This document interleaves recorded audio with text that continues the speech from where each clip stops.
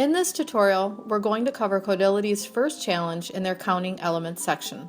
The question they are asking can only be answered true or false.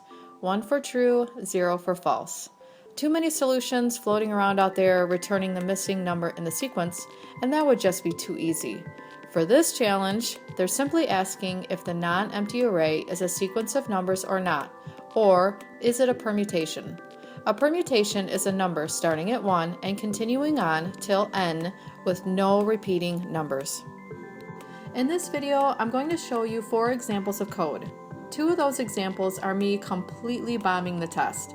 Maybe you'll get a kick out of it, I don't know, but I think we all learn best from failure, don't you think?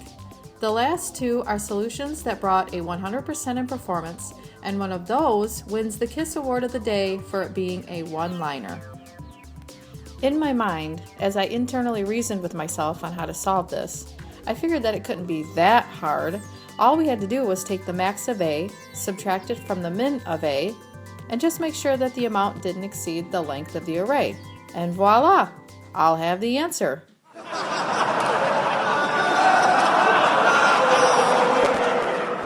I know, funny. I got a 41% though. What's even funnier was my attempt to fix that code. It only went downhill from there, way down to 16%. What I tried to do was avoid the errors and make sure the code covered for repeated numbers and an array length shorter than 2. Boy, I messed that one up real bad. Our 4th example gave us 100% performance, and it detected the correct time complexity of ON. We are using a Boolean array that will iterate over our array and will match it element for element. Whether it matches or not will return a true or false.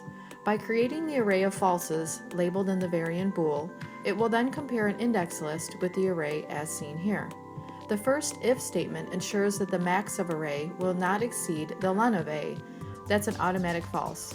Our second if statement ensures that no numbers are repeated as seen in the last slide. After the second if statement, be careful to only use one equal sign and not 2. We are reassigning, not equaling. Once you cover your bases in the 2 if statements, all other possibilities will return 1. Our winner for this lesson is a one-liner utilizing the set function. The set function is awesome as it builds an iterable collection of the unique elements with no duplicates. It takes the min to the max in a sorted set of objects.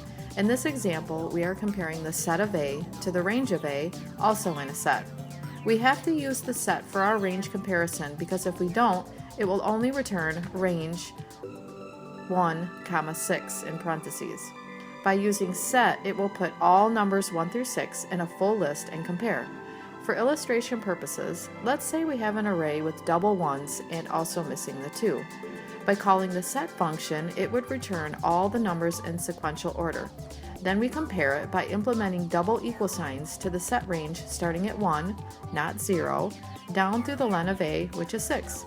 By returning all the numbers in a sequential set, you can immediately see that the lengths do not match and there are missing numbers. It will automatically return a 0. One-liner for the win.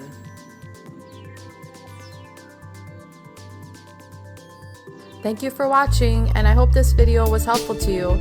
Daily videos throughout the week are coming out, so don't forget to subscribe.